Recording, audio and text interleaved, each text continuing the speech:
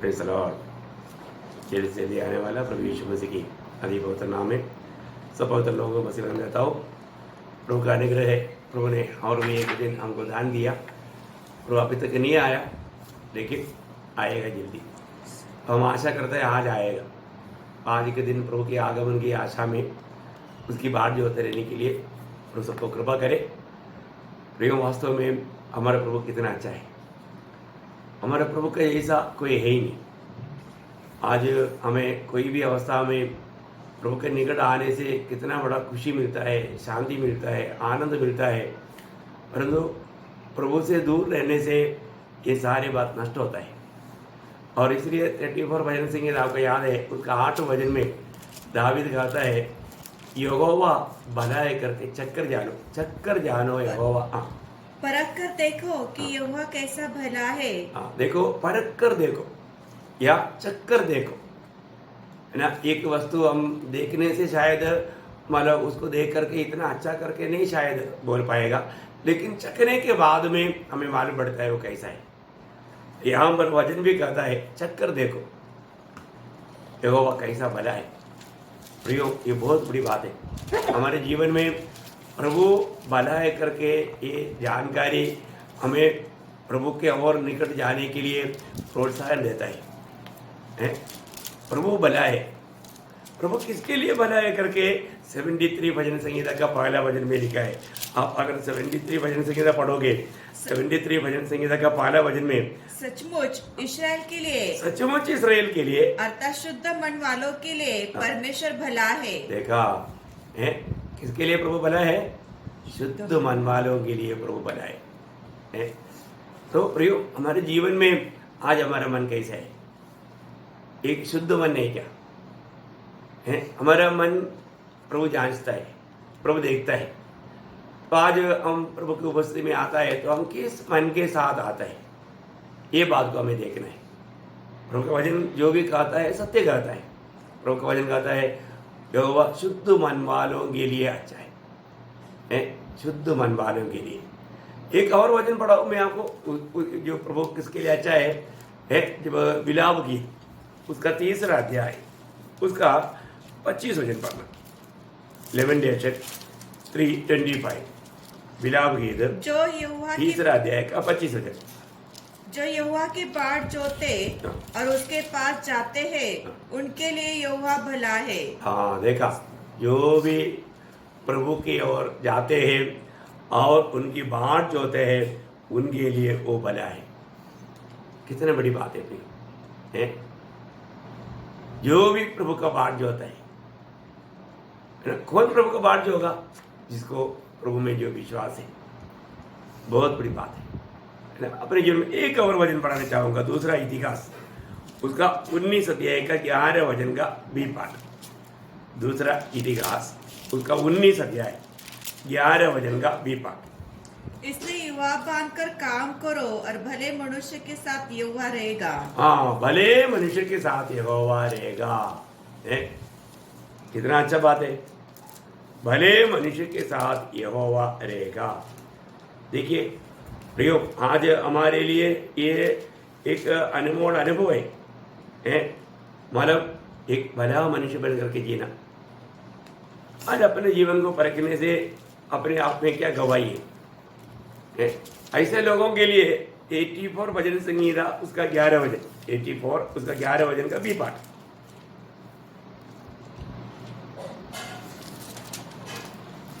84 भजन संगीता 11 वचन का बी पाठ। क्योंकि यहोवा परमेश्वर सूर्य और ढाल है, यहोवा अनुग्रह करेगा और महिमा देगा। जो लोग खरी चाल चलते हैं, हाँ, जो लोग खरे चाल चलते हैं उनसे वह कोई अच्छी वस्तु रख न छोड़ेगा। हाँ, उनसे कोई भी अच्छी वस्तु रख नहीं छोड़ेगा। जो खरे चाल चलते हैं, तो खरे मन वालों के लिए प्रभु भला है और उनके लिए कोई भी अच्छा वस्तु रख नहीं छोड़ेगा। अच्छी बात है ना। तो प्रभु जो भी हमारे जीवन में जो कार्य करेगा, अच्छा से अच्छा काम करते हैं, वो बातों को हमें जानना है। वास्तव में हमारा प्रभु कितना भला है प्रिय, है ना। हमारा जब उद्धार हुआ है तो इससे बढ़कर हमें क्या चाहिए? है हमारे में कुछ भी अच्छाई ना होते हुए प्रभु ने हमारा उद्धार किया, है ना। ये कार्य बहुत बड़ा महान कार्य है। तो प्रभु को बहुत धन्यवाद देते हैं कि प्रभु मतलब हमारे में कुछ भी अच्छाई ना होते हुए भी प्रभु ने हम पर अनुग्रह उठेरा, कृपा मिला हमें। अभी कृपा पाया वो लोग रोज प्रभु को चलते हुए प्रभु के संगति में रहना, ये प्रभु का हमारे प्रति बहुत बड़ी इच्छा है। तो आज का दिन में भी प्रभु के उपस्थिति में आने के लिए और वचन सुनने के लिए प्रभु ने मौका दिया। आपके साथ प्रभु का वचन बांटने के लिए मुझे दुर्गुणदास को भी प्रभु ने सहायता किया। मैं प्रभु को बहुत धन्यवाद देता हूँ। वास्तव में हमें रोज प्रभु का संगति में रहकर प्रभु का उस प्रेम का अनुभव में बढ़कर प्रभु को महिमा करना, ये प्रभु की इच्छा है। हम लोग जो मसीह की न्यायासन के सामने जब खड़ा होगा, हम लोग वो बात को देख रहा था। विश्वासियों के जीवन में मतलब उनके लिए एक न्याय हो चुका है, मतलब वो भूतकाल में हो गया है। जैसे अभी हम बोलते हैं हमारे उद्धार हो गया और हम बोलते हैं उद्धार पाएगा, हम दोनों बात हम बोलते हैं। सुनने वालों को जिसको सच्चा जानकारी नहीं है वो इसमें टॉपर भी कह सकता है। हमने उद्धार पाया, कहाँ पाया? आत्मा में पाया। कब पाया? जब विश्वास किया। जब हमने प्रभु यीशु मसीह पर विश्वास किया, सुसमाचार पर विश्वास किया, उसी घड़ी में हमारा आत्मा का उद्धार हुआ। ये बात सच है, उनका जीवन बदल गया। अभी हमारा उद्धार होगा। पहली बात होगा करके भविष्य के बारे में बोलता है, ये कब होने वाला बात है? प्रभु का आगमन में। वो कौन सा उद्धार है? जो हमारा दीनहीन शरीर उसका महिमा का शरीर के अनुरूप बदल जाएगा। उस प्रकार एक बदलाव हमारे जीवन में आएगा। ये कार्य होने वाला बात है। और तीसरा एक अनुभव बीच में है, हमारा उद्धार होते रहता है, मतलब रोज हमारा उद्धार हो रहा है। ये बड़ी बात है। उसी प्रकार अभी प्रभु का आगमन के लिए बाट होने वाला, प्रभु का लोगों का न्याय हो चुका। न्याय कहाँ पर हुआ? सूली में। हमारा पापों के लिए हमारा प्रभु यीशु मसीह मर चुका है। उसमें हमारा जो भी आदाम या पाप का हमारा बातें था, वो सारे बात खत्म हो गया। लेकिन मतलब अभी हमारा प्रतिदिन के जीवन में जो गलतियां होते हैं, वो गलती का न्याय प्रभु इस वक्त में देगा। क्योंकि मरने के बाद में प्रभु का लोगों के लिए ताड़ना की बात नहीं, दंड नहीं। इसलिए इस जीवन में रहने के समय में जो भी अपन शरीर में रह करके जो गलती करेगा, उसको ताड़ना मिलेगा। वो ताड़ना हम लोग ये जीवन में हमें उड़ाना ही पड़ता है, क्योंकि जो बोएगा वो काटेगा।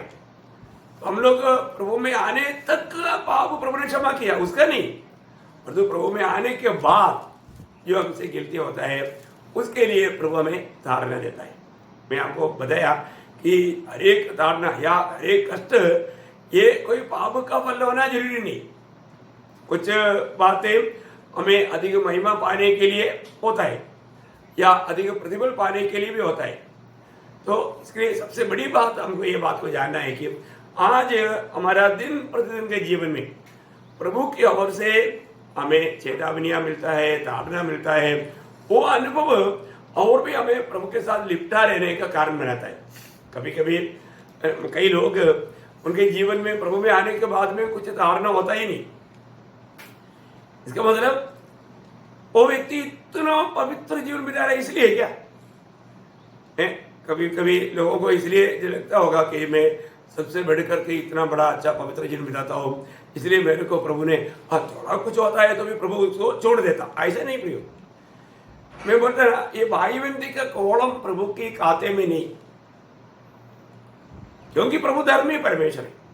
उसको हर एक के साथ है, एक के साथ भाई बंदी किया, दूसरे के साथ प्रभु धर्म के साथ कार्य किया तो वो तो अन्याय बात हो गया। ऐसे नहीं, प्रभु किसी के साथ कोई अन्याय नहीं करता। प्रभु हर एक के साथ क्लियर सही प्रकार का व्यवस्था में कार्य करता है। हमने कल भी देखा ना, जब पहला पत्रोस पहला अध्याय का 17 वचन में हमने पढ़ा था, बिना पक्षपात करते हुए न्याय करने वाला परमेश्वर। बहुत बड़ी बात है। अभी इस समय में हमसे गलती होता है तो हमें कबूल करके उसको छोड़ना, कबूल करके छोड़ने पर भी हमें ताड़ना है। कई बार लोग को लगता है हाँ ठीक है हमने कबूल किया इसलिए हमको कोई अभी सजा नहीं मिलेगा। नहीं प्रियो, हमने प्रभु में आने के बाद करने वाला हर एक गलती का हमें कबूल करने के बाद में भी हमें सजा है, हमें दुख उड़ाना पड़ेगा, ताड़ना मिलेगा प्रभु के समय में। इसलिए सबसे पहली बात प्रभु में आने के बाद में हमें ऐसा कोई गलतियों में ना जाए, हर प्रकार का बुराई से मतलब दूर रहे, ऐसा एक मन या आत्मा का अगुवाई लेकर के हमेशा जीवन बिताने की प्रयास करें, बहुत जरूरी बात है। और तीसरी बात मैं आपको बताया, अभी प्रभु कृपासन से अभी कहाँ पर आएगा? न्यायासन में है। न्यायासन में आने के बाद में फिर वहां पर कृपा मिलने वाला कोई सवाल नहीं, वहां पर न्याय है ना। एक बार मैंने आपको काफी पहले एक बात बताया भी होगा, मतलब एक बहुत बड़ा धनिक व्यक्ति, वो व्यक्ति को एक होशियार एक एडवोकेट था। ये धनिक व्यक्ति क्या करता, बहुत लापरवाही का जीवन बिताता, उसके बहुत गलती होता और उसके ऊपर केस जब कोर्ट में जाता तो फिर वो कोर्ट में जाने के टाइम पर क्या होगा, ये जो होशियार उसका जो एडवोकेट है उसको हमेशा बचाता था। वो हमेशा उसको मतलब कुछ भी गलती है तो भी वो छूट जाता था, उसको कोई पनिशमेंट या ऐसा मतलब ऐसा कोई वेदना का बात नहीं हुआ। अभी क्या हो गया, एक दिन ये एडवोकेट प्रमोट हो गया, अभी वो जड्जी बन गया। जड्जी बन गया तो अभी ये व्यक्ति को मालूम नहीं कि वो मतलब व्यक्ति अभी जड्जी बन गया।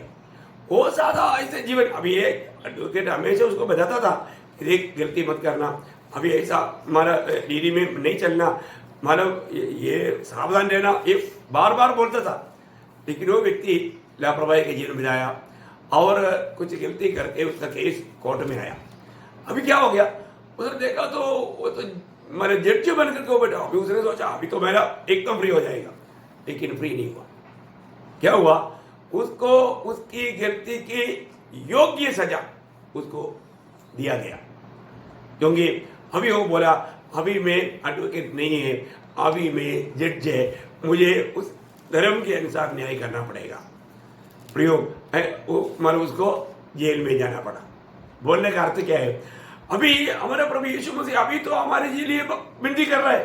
हमारा एडवोकेट बहुत अच्छा है, बहुत अच्छा एडवोकेट हमको बोल करके लापरवाही में जीवन नहीं बिताना। प्रिय, कोई भी प्रकार का गलती को गलती जान करके उससे अगर मतलब बेच करके अलग होकर के जीवन नहीं बिताएगा, सबसे बड़ा धोखा है। हमें परखना है, हम किसी प्रकार भी ऐसे लापरवाही करके जीवन नहीं बिताए। अभी हमें यहाँ पर होने वाला वो न्याय के बारे में मैं थोड़ा आपको प्रकाश देना चाहता हूँ, जबकि हमें कितना सावधानी से जीवन बिताना चाहिए है। अपने जीवन में एक एक छोटी छोटी बातों में हमने कल भी हमने देखा था, हर एक जन शरीर में रहकर किया हुआ काम भले हो बुरे हो उसके अनुसार प्राप्त करने के लिए हम सबको मसीह की न्यायासन के सामने खड़ा होना है।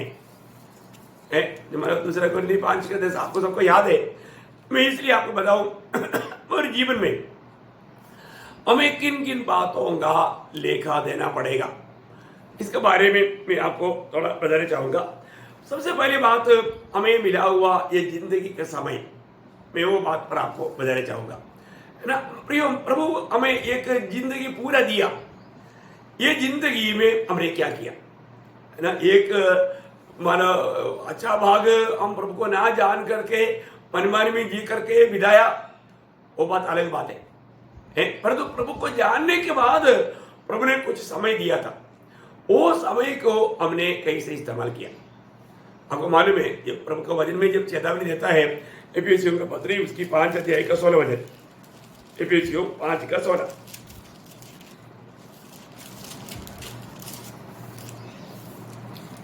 अवसर को बहुमूल्य समझो क्योंकि दिन बुरे हैं। अवसर को बहुमूल्य समझो, मतलब समय को बहुमूल्य समझो, बहुत बड़ी बात है। आज भी बहुत से पवित्र लोग समय का महत्व नहीं समझता, समय का महत्व समझना है तो हम ओलंपिक में दौड़ने वालों को पूछना है, वो बोलेगा यार 1 सेकंड में मेरा गोल्ड मेडल गया, 1 सेकंड का फर्क था मेरा और गोल्ड मेडल मिला, उसमें 1 सेकंड फर्क था। देखो उसको मालूम पड़ता है कि समय का फर्क क्या है। प्रियो, हमारे जीवन की जो समय जो है, ये समय बहुत मूल्यवान है। इसलिए मतलब अवसर यहाँ पर लिखा है कि अवसर को या समय को बहुमूल्य समझो, क्योंकि दिन बुरे हैं। दिन बुरे हैं। आज के जैसा बुरा दिन कभी देखा है क्या है? आज दुनिया इतनी भयानक अवस्था में पहुंच गया। प्रियो, इस समय में हम समय को गलत रीति में इस्तेमाल कर मतलब होने का कई खतरा रहता है हमारे जीवन में, कई प्रकार कई रीति में, जबकि समय बचाने के लिए आजकल सुविधा बहुत है। अभी आपको मालूम है, पहले कुछ कपड़ा धोना है तो पूरा हाथ से धोना पड़ता, आज क्या है वॉशिंग मशीन में डालने का है। पहले तो मिर्ची पीसने के लिए मानो उसमें डाल कर कितना मारना पड़ता, अभी क्या है मिक्सी में 2 मिनट है।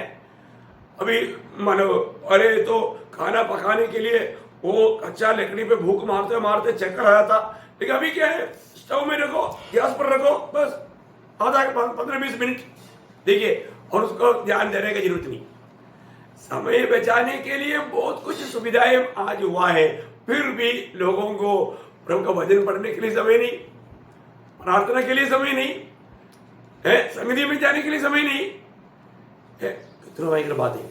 एक सच्चा पवित्र जीवन में बिता पा रहा है कि ये परखने के लिए समय नहीं है। फिर वो समय क्या करता, हमारा मूल्यवान समय क्या करता है? बहुत व्यर्थ बातों में बिताता है। न्यूज़पेपर पढ़ने में, मैगजीन पढ़ने में बहुत टाइम है, परंतु बाइबल पढ़ने के लिए समय नहीं। कितना भयंकर बात है प्रियो। हम लोग अपने जीवन में मिला हुआ समय को हम कैसे इस्तेमाल करता है? नहीं तो सोते रहता, नहीं तो खेलते रहता, नहीं तो इधर उधर घूमते रहता, पिकनिक करते रहता है। कितनी प्रकार लोग मूल्यवान जिंदगी का समय को बर्बाद कर रहे हैं। कई लोग कथा कहानी बोलने के लिए बैठ गया तो फिर उसमें टाइम पास होता। मैं आपको बताना चाहूंगा प्रियो, हमारा समय कितना मूल्यवान है। हम लोग कैसे समय में आया, समय को देखने से रोमियो की पत्री 13 अध्याय का 11 वचन, रोमियो 13 का 11, समय को पहचान कर ऐसा ही करो, इसलिए कि जब तुम्हारे लिए नींद से जाग उठने की घड़ी आ पहुंची है। हाँ देखिए, समय को पहचान कर हम ऐसे करना, क्योंकि अभी नींद से या और दुनियादारी की बातों से उड़ करके प्रभु की बातों में लगा रहने का समय। हाँ, वो पूरा पढ़ लीजिए। क्योंकि जिस समय हमने विश्वास किया था, उस समय के विचार से अब हमारा उद्धार निकट है। प्रियो, अभी हमारा प्रभु का आगमन निकट है, हमारा शरीर का छुटकारा निकट है। ऐसा है तो हमें कितना सावधानी से जीवन बिताना। हम लोग कोई भी अपने समय नहीं जानता या प्रभु का आगमन का समय भी नहीं जानता, ये बात सबको मालूम है। हमारे जिंदगी में कितना समय है करके किसको मालूम है? एक बार आपको मालूम है, एक व्यक्ति को चेतावनी मिला था, याद है, इसके राजा को है। जब इसके राजा को जब चेतावनी मिला, वो क्या किया है? अब देखिए, मतलब उसको क्या बोला, एशिया नबी की किताब उसका 38 अध्याय, उसका 1 से पढ़ना। उन दिनों में हिजकिय्याह ऐसा रोगी हुआ कि वह मरने पर था। तब आमोस के पुत्र यशायाह नबी ने उसके पास जाकर कहा, यहोवा यो कहता है, अपने घराने के विषय जो आज्ञा देनी हो वह दे, क्योंकि तू न बचेगा, मर ही जाएगा। देखो अभी देखो, इसके आगे बोलता है कि अभी तू बचेगा नहीं है, अभी तू मर ही जाएगा। देखिए, ये सुनने के, अगर आप सोचो आज प्रभु आपको अगर बोलता है आज तेरा आखिरी दिन है, आपका अवस्था क्या है? आपका अवस्था क्या रहेगा प्रिय? आपका अवस्था क्या रहेगा? आप थोड़ा सोचिए। और आज आखिरी दिन रहेगा तो आपका अवस्था क्या रहेगा? आप क्या करेंगे? समय अभी थोड़ा सा रह गया जानने के बाद में। अभी इसके यहाँ पर देखिए, उसको बोला अभी तू मरने पड़े, अभी तू बचेगा नहीं। वो तो रोने लेगा, वो रोने लेगा। और वो क्या बोलता है, उसका मतलब जीवन का गवाही वो क्या देता है? तब हिजकिय्याह ने दीवार की ओर मुंह फेर कर यहोवा से प्रार्थना करके कहा, हे यहोवा, मैं विनती करता हूँ, स्मरण कर कि मैं सच्चाई और खरे मन से अपने को तेरे सम्मुख जानकर चलता आया हूँ। देखा प्रियो, एक बात है, इसके तो ये ऐसा कहने के लिए उसको बहुत याद है, प्रभु मैं तेरे सामने कैसे चला है। देखो प्रियो, कई लोग बोलता है हाँ आज मरने से अच्छा है, आज प्रभु आ गया तो अच्छा है, लेकिन उसका तैयारी कुछ भी नहीं, उसको छोड़ना नहीं है। आपको याद है ना मरियम का कहानी? मरियम मैंने इसे एक नाम दिया, रोज चर्च में आता, सब लोग प्रार्थना होकर के चले जाता, मरियम नहीं जाता। मरियम एक कदम आगे आता और वहां पर वो पुलपिट के सामने आकर के रोज प्रार्थना करता, प्रभु आप जल्दी आओ, मैं आपके लिए एकदम इंतजार में हूं। वो बहुत लंबा प्रार्थना में और बिताता। अभी वो जो उसका पादरी का असिस्टेंट, वो व्यक्ति परेशान हो गया क्योंकि ये निकलने के बाद में दरवाजा बंद करना है, उसको अपने घर जाना है, पर ये जल्दी उसका प्रार्थना खत्म नहीं होता। कई बातें बोल बोल के प्रभु को एकदम जबरदस्ती बुला रहा है, नहीं मेरे को जल्दी लेकर जाओ। अभी उसने सोचा अभी ठीक है, पर इसको एक काम दे ही देते हैं। वो असिस्टेंट ने क्या किया, उसने पगले से ऊपर एक टोकरी बांध कर रखा है, और ये सब जाने के बाद में मानव ये मरियम जैसा रोज करता है वैसे आकर के घुटना टेक करके प्रभु के सामने चिल्ला चिल्ला करके, प्रभु आज आप आना, मैं आपके इंतजार में प्रभु, ऐसा बोल करके बोलने लगा। अचानक एक ऊपर से आवाज, ये व्यक्ति ऊपर बैठ करके तो टोकरी उधर बांध करके रखा था, और उसने क्या किया, उसने उधर से आवाज दिया अच्छा ट्यूनिंग में है, जैसे कि वो उसको डाउट नहीं आएगा। उसने उधर से बोला, मरियम आज मैं तुझे लेने की ये टोकरी भेज देखो, ये टोकरी भेज रहा हूं। वास्तव में मरियम ने देखा, ये वास्तव में टोकरी उतरा रहे, वो एकदम घबरा गया, बोलता है प्रभु ऐसा करो 2 महीने के बाद, क्योंकि 2 महीने के बाद में है ना मेरा वो फिक्स्ड डिपॉजिट पूरा मिलने वाला है, मेरा कुछ मतलब वो इधर उधर से कुछ पैसा मिलने वाला है, प्रभु ऐसा करो प्रभु 2 महीने के बाद आओ। अभी तक क्या बोल रहा था, आ जाओ। ऐसे बहुत लोग हैं भाई, मतलब अगर प्रभु मृत्यु भेजेगा तो मृत्यु का सामना करने के लिए तैयार नहीं, प्रभु आएगा तो प्रभु के सामने खड़ा होने के लिए तैयार नहीं। और एक बाहर से क्यों ऐसे करता है, उसको भी खुद नहीं मालूम। प्रियो, आज ये बात को पार कर देखो, आज अगर अपना आखिरी दिन रहेगा तो मैं प्रभु के सामने खड़ा होने के लिए वास्तव में तैयार है क्या, अपना तैयारी हुआ है क्या? क्योंकि प्रभु के सामने आने की तैयारी चाहिए, क्योंकि वहां पर हमें हर एक बातों का लेखा देने का। आज भी बहुत पवित्र लोग ये बात को शायद समझते नहीं कि मुझे मिला हुआ समय का मैं क्या लेखा देगा, मुझे प्रभु समय का लेखा पूछेगा। मैंने तुझे ये जो जीवन दिया, ये जिंदगी दिया, ये जिंदगी में तूने क्या किया है? प्रभु ने दिया हुआ समय जानेगा तो कोई फालतू बातों में जाएगा, व्यर्थ कार्य करते रहेगा?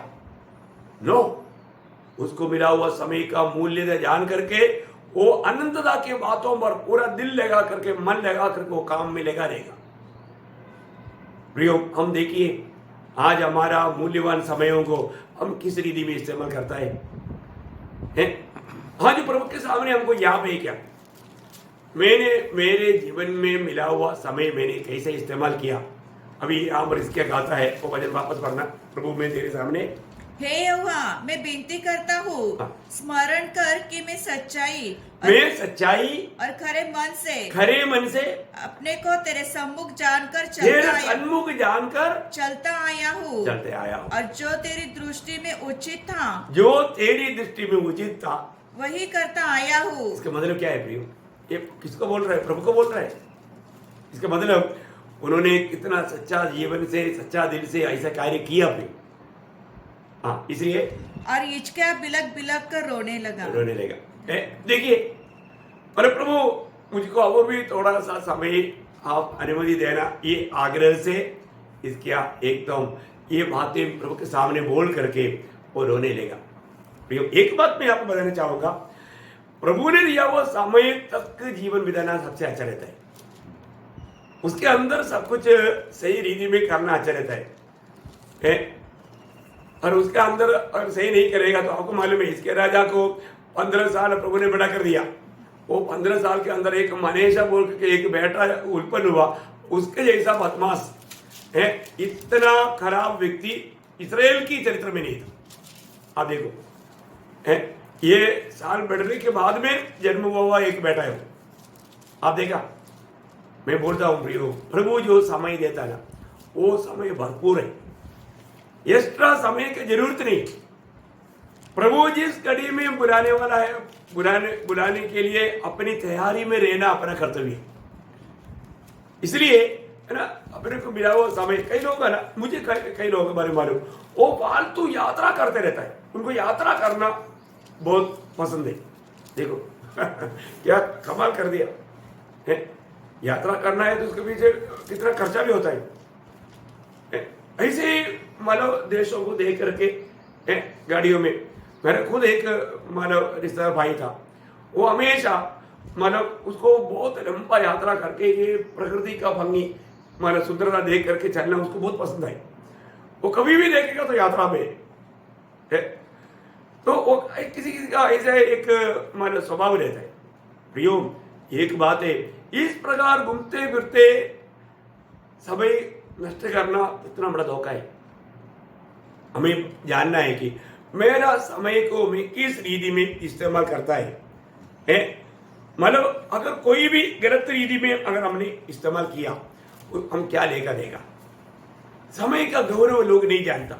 एक बात मैं आपको मतलब वजन से याद रहना चाहता हूं, दूसरी राजा 5 अध्याय का 26 वचन में, दूसरी राजा 5 अध्याय का 26 वचन में मतलब एलीशा गेहजी से पूछने वाले एक बात है, ध्यान देने वाली बात है। हाँ।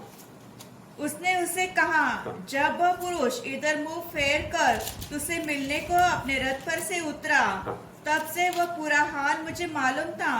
क्या यह समय चांदी या ये समय चांदी या वस्त्र या जैतून या दाख की बाड़ियां और भेड़ बकरियां, गाय बैल और दास दासी लेने का है?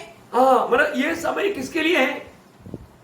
अब ये समय ये दुनिया को प्राप्त करने के लिए दुनिया के पीछे भागने वाला समय है क्या है? दुनिया में मोह करते हुए, दुनिया में इच्छा रखते हुए दुनिया के पीछे हम भागना चाहिए क्या? कितना अनमोल सवाल है, आप सोचो। है प्रियो, आज कितने लोग, मैं आपको बोला ना, एक बार मैंने एक व्यक्ति को सुसमाचार सुनाने के बाद में मैं बोला, देखो आप थोड़ा समय निकाल करके संगति में आया करो, उधार पाया व्यक्ति नहीं है। ये लोग क्या बोलते हैं, मेरे पास समय नहीं। क्यों? क्योंकि उसको इधर एक अच्छा कंपनी में, भाई क्यों कंपनी में अच्छा काम है, उसके अलावा उसको एक बिजनेस है, उसके भी अलावा उसको चिट्ठी है, चिट्ठी को क्या बोलते हैं हिंदी में? चिट्ठी, फंड, वो भी उसका भी कलेक्शन के लिए भागना पड़ता है। वो व्यक्ति के पास समय कहाँ मिलेगा? देखो वो पूरा समय किसके लिए इस्तेमाल करता? दुनिया के पीछे, जबकि उसका वो नौकरी ही काफी है, आराम से घर को चला सकता है, लेकिन लालच, देखिए लालच। इसलिए पहला तिमोथी 6:10 में लिखा ना, धन का लोभ सब प्रकार का पाप का जड़ है। देखिए प्रियो, हमें कैसे भी इस प्रकार की दुनिया की धन की मोह में फंसा करके इस नाशमान दुनिया के पीछे हमारा मूल्यवान समय को बर्बाद कराना, ये विरोधी के लक्ष्य है। तो आज हमें परख कर देखना है कि मेरे जीवन में मेरा समय को मैं सही रीति में प्रभु का गौरव के लिए इस्तेमाल कर पाता है क्या? हमें मिला हुआ समय का हमें लेखा देना पड़ेगा, तो अपन लेखा देने की तैयारी में है। अभी भी आप जो व्यक्ति समय को व्यर्थ करता है, मुझे जो मिलने वाला समय मैं आपको बताना चाहूँगा, मुझे प्रार्थना और प्रभु का भजन ध्यान करने में तक पूरा नहीं पड़ रहा है। कितना बड़ी बात है। प्रभु के संगति में रह करके, उसकी आलोचना में रह करके लोगों के लिए इस रीति में संदेश तैयार करके देना, ये सारी बातों में मुझे समय पूरा नहीं पड़ता। फालतू ये दुनिया की बातों में जाने के लिए समय नहीं। कितना मूल्यवान बात है प्रियो। हमें जरूर एक दिन हमारा समय का लेखा देना पड़ेगा। प्रभु हमसे समय का लेखा पूछेगा। आपको याद होगा, एक बार मोर्दकाई ने एस्तेर को कहा हुआ एक बात है, आपको याद है? जब एस्तेर का किताब 4 अध्याय उसका 14 वचन,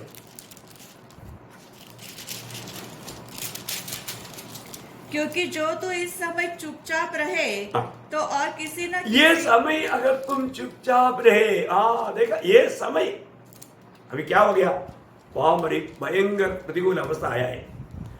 सारी यहूदियों को खत्म करने के लिए हामान एक भयंकर परमिशन ले चुका है राजा से। अभी यहां पर मोर्दकाई एस्तेर को देने वाला संदेश है, अभी ये समय में तुझको प्रभु ने एक ऐसा अवस्था में लाया है, तू अभी यहां पर कुछ कर सकता है। ये समय की महत्व जान करके समय को अगर सही इस्तेमाल नहीं करेगा तो एक पूरा प्रभु का जाति, प्रभु का वंश नष्ट हो जाएगा। तुझे एक काम करना होगा, ये समय को सही रीति में इस्तेमाल करना होगा। मोर्दकाई ने उसको क्या किया, प्रोत्साहन दिया। अभी वो वचन पूरा पढ़िएगा। क्योंकि जो तू इस समय चुपचाप रहे तो और किसी न किसी उपाय से यहूदियों का छुटकारा और उद्धार तो हो जाएगा। देखो, प्रभु का जन को जरूर प्रभु छुड़ाएगा। बात क्या है कि परंतु उसके लिए उस समय में आपको प्रभु इस्तेमाल करना चाहता है। उसके लिए आपको एक क्लियर पदवी में प्रभु ने लाकर रखा है। अभी आपको मैं बताऊं प्रियो, आप कहीं भी काम करता हो, परंतु आपको एक विशेष उद्देश्य से प्रभु ने वहां पर रखा है और वो काम आपको निभाना है। और ऐसा नहीं निभाएगा तो प्रियो, वो मोर्दकाई बोलता है तू नाश हो जाएगा। देखिए, और तो यहूदी लोग बचेगा, प्रभु का काम प्रभु करवाएगा प्रियो। और एक विश्वासघाती निकलेगा तो प्रभु विश्वास योगियों को खड़ा करेगा। एक शाऊल विश्वासघाती निकला, एक दावीद को प्रभु ने खड़ा किया, है ना। प्रभु के काम पक्का होते रहेगा प्रियो।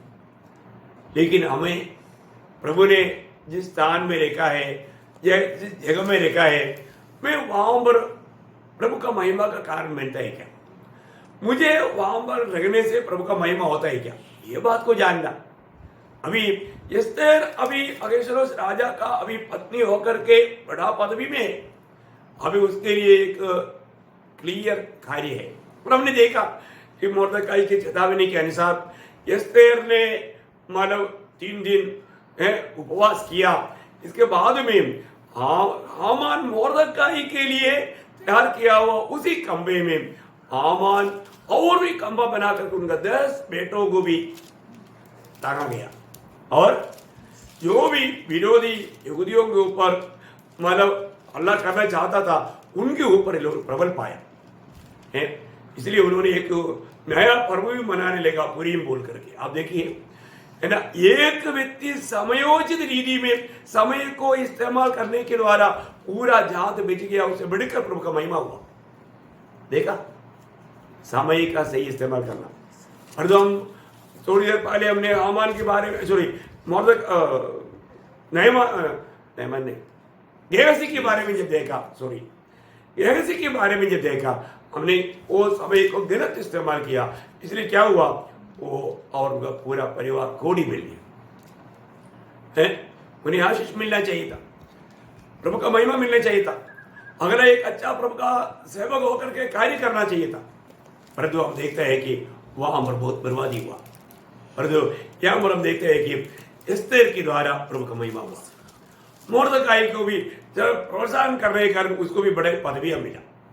प्रभु का कार्य कोई भी करता है, प्रभु उसको सम्मान करता है। प्रभु इसलिए बोलता है ना, पहला शामुएल 2:30 में आखिरी में, जो मेरा आदर करेगा मैं उसका आदर करूंगा, परंतु जो मेरा निंदा करेगा वो निंदित हो जाएगा।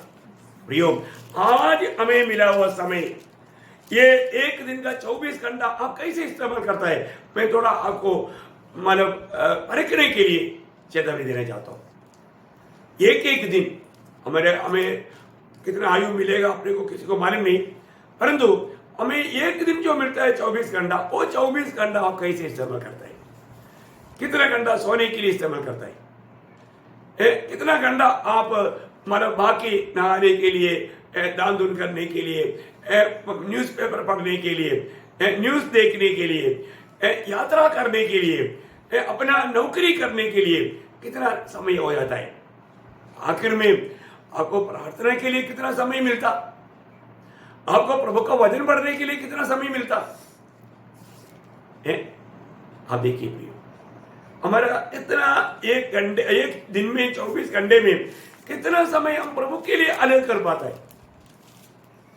कई लोगों को ये जो संदेश तक भी वो लोग मतलब सुनता है, बोलता है, लेकिन बहुत लोग पूरा संदेश नहीं सुनते।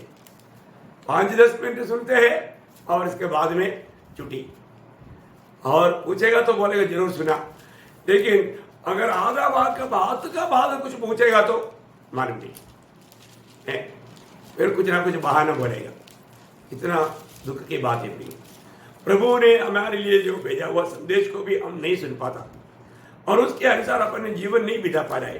अब कितना फेलियर है, अपने को परखना है। आज मेरे जीवन का समय, उसका हिसाब प्रभु पूछेगा तो मैं प्रभु को क्या लेखा देगा? हर एक बातों का मैं लेखा देना। तो सबसे पहले मैं आपको इसलिए याद दिलाया समय का। दूसरी बात मैं आपको बताना चाहूंगा, हमारे जीवन में हमें मिला हुआ धन का हमें लेखा देना है। आप देखिए, अगर आपको कई लोग आपको मालूम है धन कैसा इस्तेमाल करना है, उसका बारे में लोग बहुत अनजान है। जो भी पैसा आता है, कई मुझे मालूम है कई ऐसे लोग हैं, वे लोग धन आ गया, तनख्वाह मिलेगा, एक हफ्ता में वो उड़ा देता है, फिर दूसरे से मांगते रहेगा।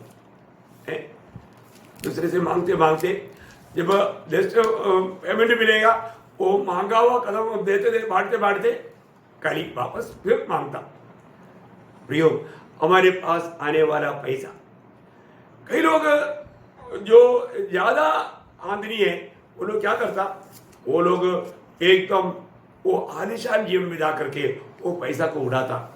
प्रियो, हमारे पास प्रभु ने दिया हुआ हर एक धन का, पैसा का लेखा लेने वाला एक दिन है। अभी आप सोचो, अगर आपने आपका घर में आपके बच्चे के हाथ में आपने कुछ खरीदने के लिए अगर आपने भेजा, 4-5 आइटम बोल दिया और उसके पास 1000 रुपया भी दिया, वो सब लेने के बाद में आप हिसाब लेता है कि नहीं? पक्का, हाँ चलो वो गया था, आया, सामान लाया भाई, बाकी पूछने वाला सवाल सिस्टम आपका नहीं है क्या? जब आप छोटा सा बात पर इतना हिसाब रखता है तो स्वर्ग नहीं देखेगा क्या? देखेगा प्रियो।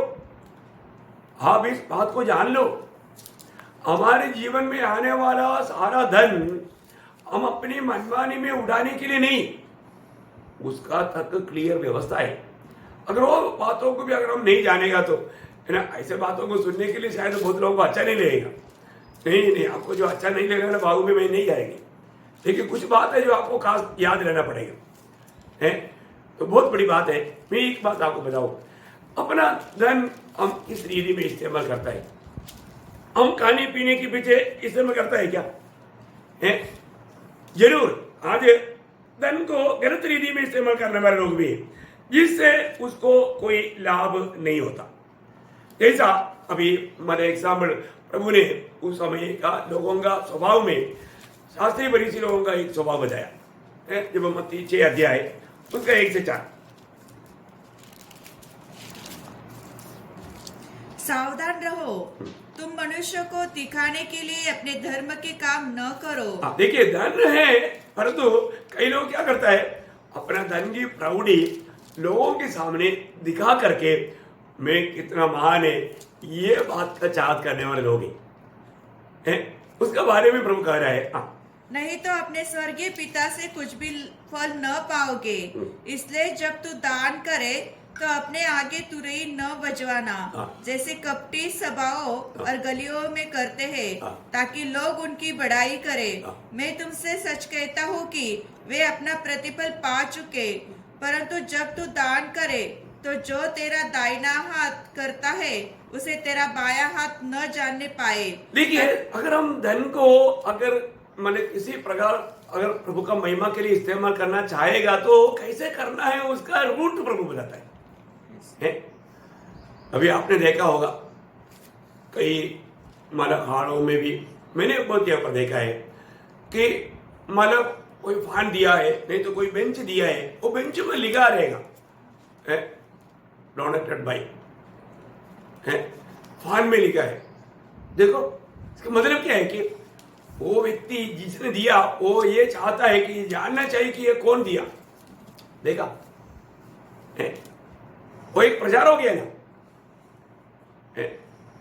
कितना दुख की बात है भाई। प्रभु का वचन गाता है उसको प्रतिफल मिल गया, उसको प्रभु में या स्वर्ग में जाने के टाइम पर वो उसने अच्छा काम किया वास्तव में, लेकिन उसका प्रतिफल नहीं, क्योंकि इधर लोगों से प्रशंसा मिला।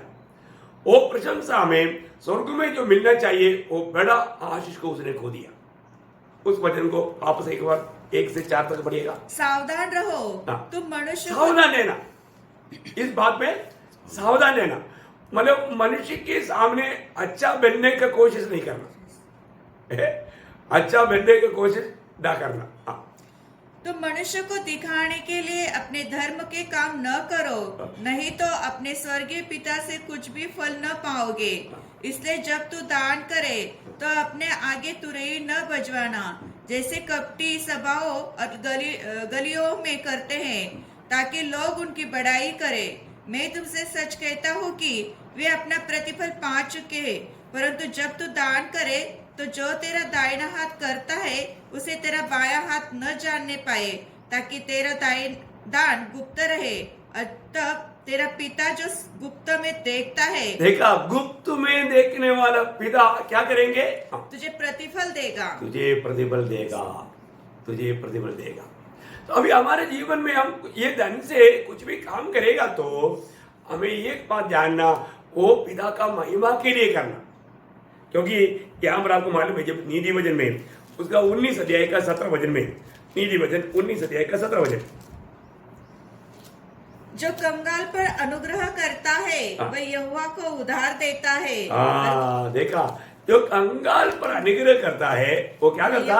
वह यहोवा को उधार देता है, उधार देता है, और वह अपने इस काम का प्रतिफल पाएगा। प्रतिफल मिलेगा। देखिए, बहुत बड़ी बात है हमारे जीवन में। अगर हम प्रभु से प्रतिफल पाना चाहता है, एक मार्ग है कंगाल को मदद करना, कंगाल को स्तुति करना। मैं आपको बताना चाहता हूं, कई बार लोग बोलता है कि सिर्फ हमारे विश्वासी भाइयों को कंगालों को देगा तो ही प्रतिफल मिलेगा। नहीं, आप वचन को सही रीति में सीखेगा तो प्रियो, कोई भी कंगाल को आप मदद करेगा, स्वर्ग आपको प्रतिफल देगा। इसलिए सबसे बड़ी बात यह है कि हमारे जीवन में मतलब अगर हम कंगालों को जब मदद करता है, यहाँ पर बोलता है वो यहोवा को क्या करता? उधार देता है, बोलते हैं।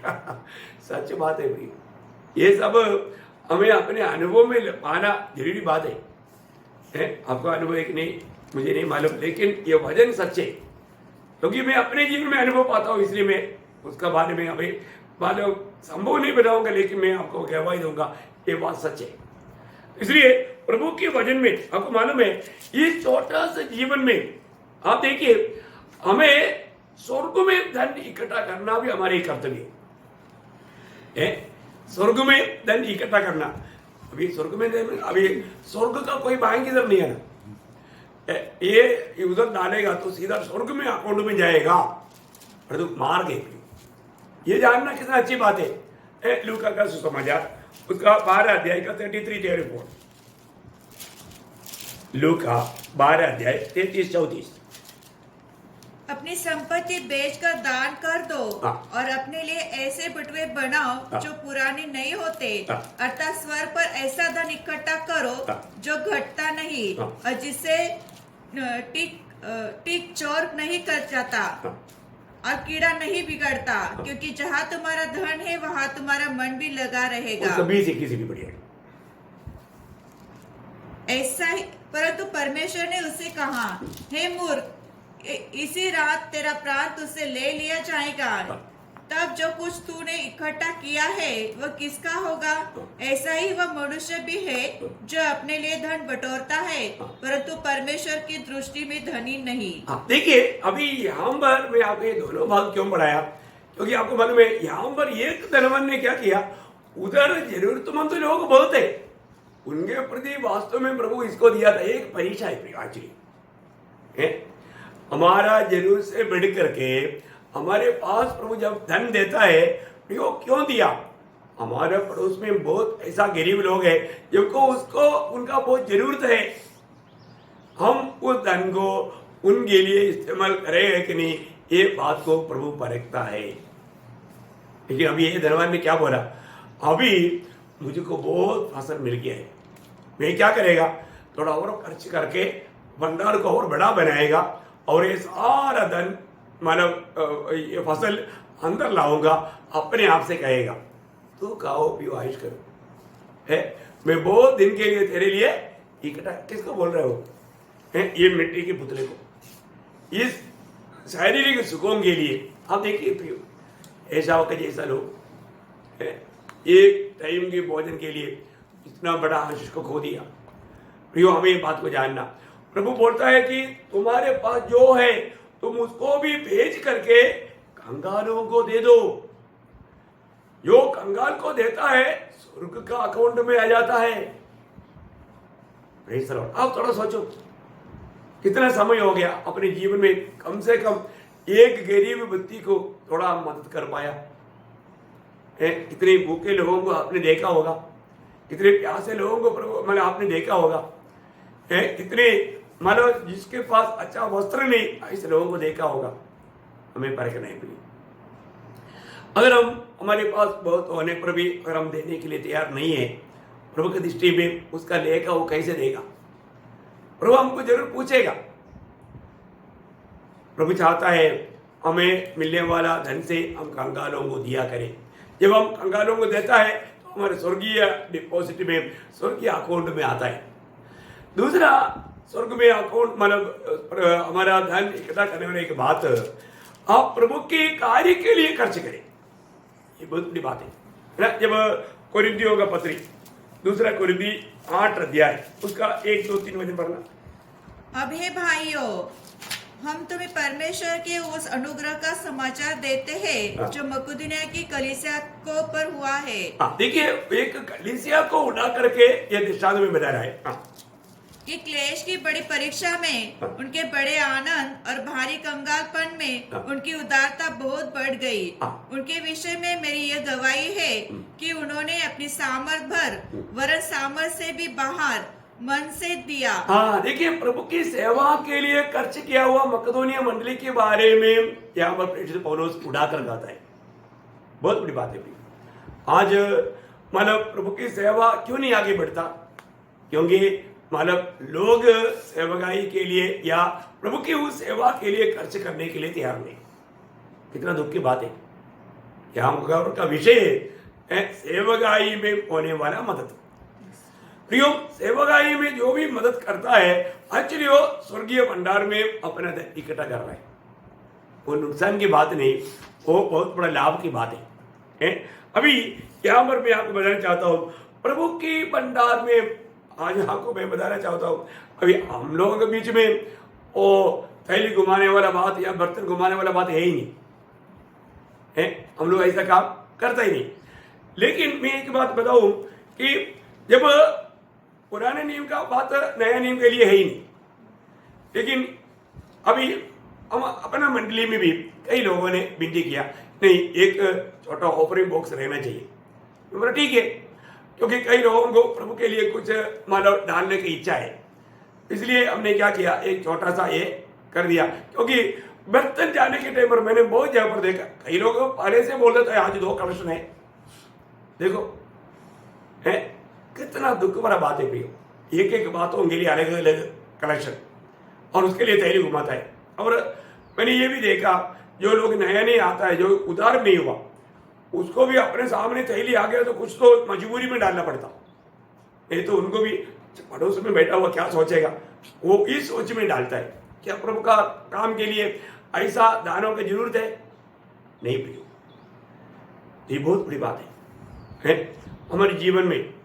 कभी भी ये जो धन की बात पर प्रभु का निंदा नहीं होना चाहिए।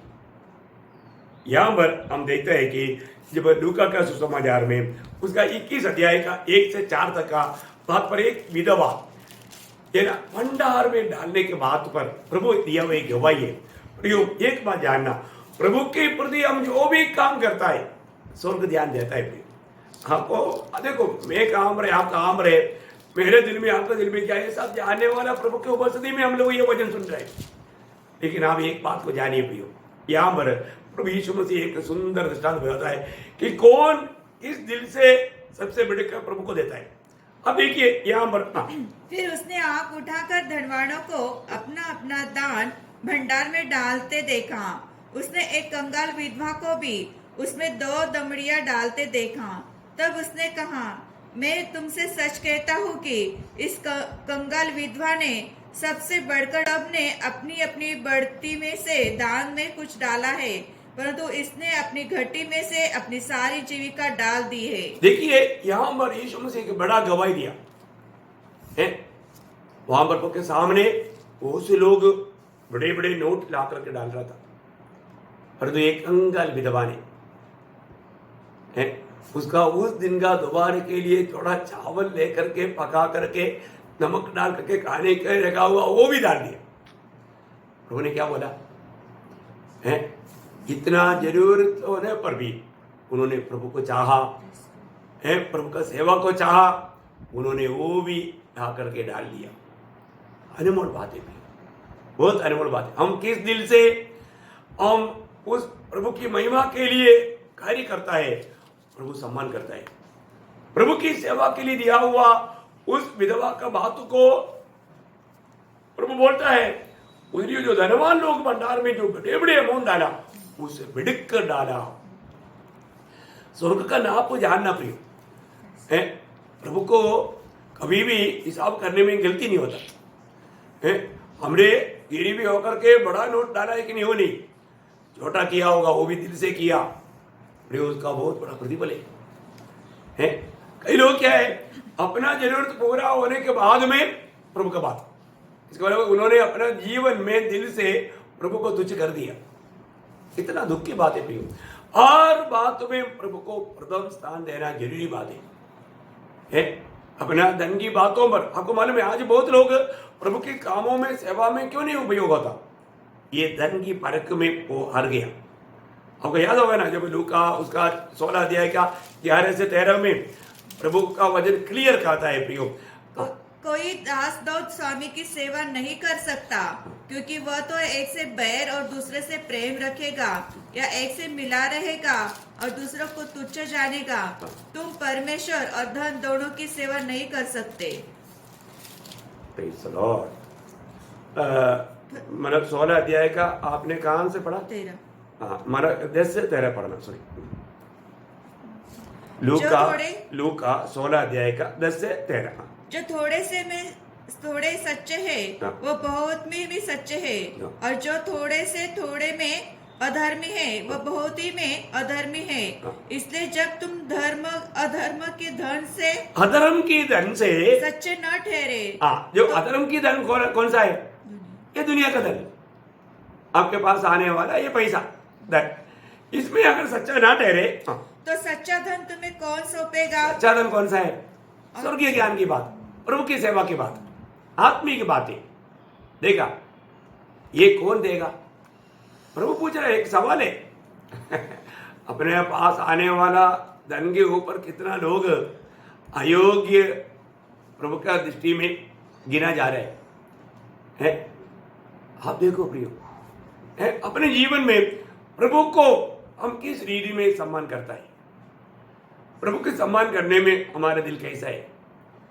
अपनों को क्या है, तंगा मिल गया वो बोला मेरा प्रभु धन्यवाद, धन्यवाद भी कई लोग नहीं बोलता है, क्योंकि ये मेरा हक है, अब ये मेरे लिए, मैं अपना मनमानी में इस्तेमाल करूंगा। नो प्रियो, आपको प्रभु ने ये धन इसलिए दिया है, इसके बारे में आपको जानना चाहिए, और आपको आपकी जरूरत से बढ़कर के जो धन दिया वो किस लिए दिया ये जानना चाहिए।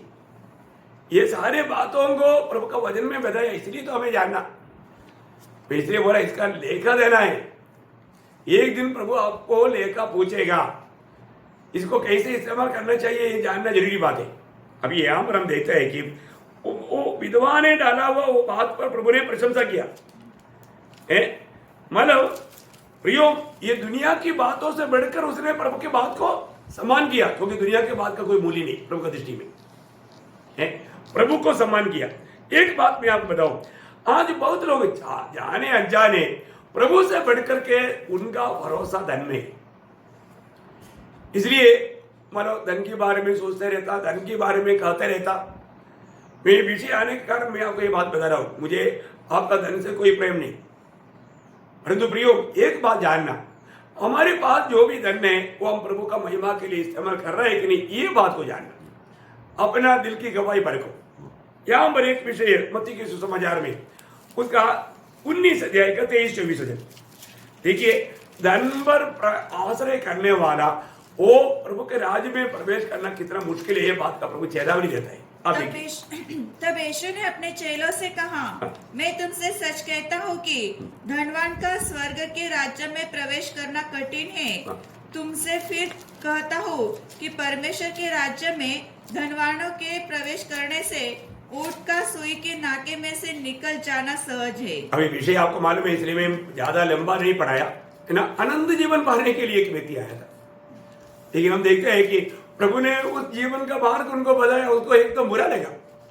पूरा चरित्र आपको मालूम है ना, मतलब दिखावा के लिए वो कई कुछ धर्म के काम करते थे, और वो सोचा था मुझे शाबाशी मिलेगा और अनंत जीवन भी या उद्धार भी मुझे मिलेगा। लेकिन उसके पास और एक ईश्वर था, वो धन था, उसको धन के ऊपर इतना लालच था। प्रभु ने वहां पर जब थोड़ा कुल्हाड़ी लगाया तब वो वहां पर हो दुखी होकर चला गया। आपको मालूम है प्रभु के पास आने वालों को सबको बहुत आनंद मिलता है, और ये व्यक्ति क्योंकि उनके जीवन में प्रभु से बढ़कर के वो स्थान, मतलब प्रभु का स्थान किसको दिया? धन को दिया। प्रियो देखो, अपने जीवन में प्रभु से बढ़कर के और हम कोई भी बात को अगर मानता है, वो आपका मूर्ति है, वो आपका ईश्वर है ना। अभी ये व्यक्ति का ईश्वर कौन था? धन था। इसलिए प्रभु का वो प्रयोग आप देखिए, वापस एक बार पढ़ेंगे उसका 23-24। तब यीशु ने अपने चेलों से कहा, मैं तुमसे सच कहता हूँ कि धनवान का स्वर्ग के राज्य में प्रवेश करना कठिन है। तुमसे फिर कहता हूँ कि परमेश्वर के राज्य में धनवान के प्रवेश करने से ऊंट का सुई के नाके में से निकल जाना सहज है। बोलने का अर्थ क्या? धन पर आश्रय करने वाला, धन को अपना ईश्वर मानने वाला, धन को प्रभु से बढ़कर के स्थान देने वाले लोग, वे लोग परमेश्वर के राज्य में प्रवेश नहीं कर पाएगा। कितना शक्ति चेतावनी है प्रियो। इस प्रकार की अवस्था ऐसे लोगों को क्या मिलेगा मालूम है? सजा मिलेगा। नीति वचन उसका 28 अध्याय का 20 वचन का भी पाठ पढ़ना, प्रोवेर्ब्स 28:28 का 20 वचन का भी पाठ। जो धनी होने में उतावली करता है वो निर्दोष नहीं ठहरता। हाँ, निर्दोष नहीं ठहरता बोलेगा तो उसको सजा पक्का मिलेगा, गारंटी है। आज बहुत लोगों का दिल की एक प्रकार का मतलब चाहते है कि मैं धनवान बनूं, उसके लिए कितना भी कोई भी मतलब गलत मार्ग को अपनाने के लिए लोग तैयार हो जाता है। प्रियो, ऐसा विचार भावना दिल में है तो उसको आज ही छोड़ देना, है ना। उसको जरूर सजा मिलेगी। कितना शक्ति चेतावनी है। और इतना ही नहीं, आज भी बहुत प्रभु के लोग प्रभु चाहने वाला एक फलदायक जीवन क्यों नहीं बिता पाता, यही चिंता है ना। जब मरकोस का सुसमाचार 4 अध्याय 19 वचन में आपको मालूम है, बीज बोने वाला होगा उस दृष्टांत में, ये बहुत लोग एक निष्फल अनुभव में क्यों जीवन मिलाता है, उसके एक कारण ये धन की चिंता है। वहां पर बोलता है 4:19। और संसार की चिंता और धन का धोखा हाँ। और अन्य वस्तुओं का लोभ उसमें समाकर वचन को दबा देता है हाँ। और वह निष्फल रह जाता है। निष्फल रह जाता, निष्फल रह जाता। धन की इस धोखा, धन प्राप्त करने के प्रति उनके अंदर होने वाला धोखा विचार, वो इच्छा उसको एक निष्फल अनुभव में बनाता है। प्रियो, सबसे बड़ी बात इस दुनिया के जीवन की यात्रा में हमें धन चाहिए, और जो धन चाहिए बोल करके मतलब प्रभु से बढ़ करके धन पर भरोसा करना कितना बड़ा धोखा है। उस अवस्था में जाने वाले लोग मतलब विश्वास से बढ़ करके धोखा कहा सकता है। हम लोग वापस एक बार पहला तिमोथी 6:9 पढ़ना। प्रियो, ये बात हमारा विश्वास जीवन को तोड़ देता।